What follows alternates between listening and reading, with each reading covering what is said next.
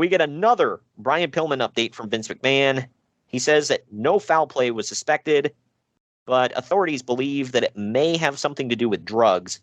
McMahon says that they won't know for another 7+ days when the toxicology reports come back in. And then he emphasizes that drugs are an issue with all forms of sports and entertainment. Good. So it's at this point where I wrote down 3 things. Number 1, he's clearly covering his ass because of the whole trial years ago. Yeah. 2, I don't think it's anyone's damn business how it happened. I mean, the fact is he's dead. I mean, why do we got to know that part? Right.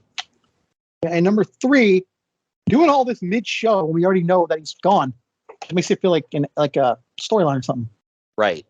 Yeah, this was not necessary. It was just really weird, and you would take time out. It was like, I mean, obviously this was much more serious, but it was like the Brawl for All stuff where it's like, let's take a break from the scripted bullshit to tell you about this real world stuff. Like, oh, they worded that a little bit better though. These guys are other element, folks. Yeah.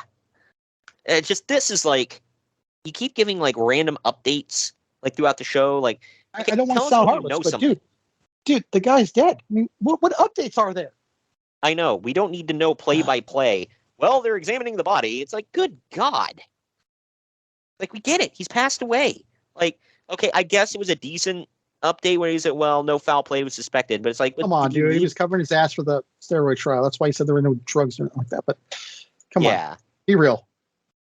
Well, and even Uncle David wrote out about, he was like, he didn't really like what he was saying, but at the same time, he was like, I kind of understand it from his perspective why, because he was like, he's about to face a huge storm for this because, a wrestler died on his watch.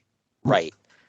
And obviously it's not Vince's fault, but and we find out but when you're the owner and someone dies and it could be drugs, like how can we even test them?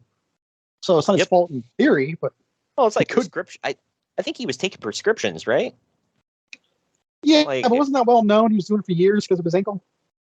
Yeah. So it wasn't anything like that. Well, that's what my point was. Like, it wasn't anything that it would pop up in a P test. He'd be like, "Wow, you're doping." So I don't know, but always got to go right to that.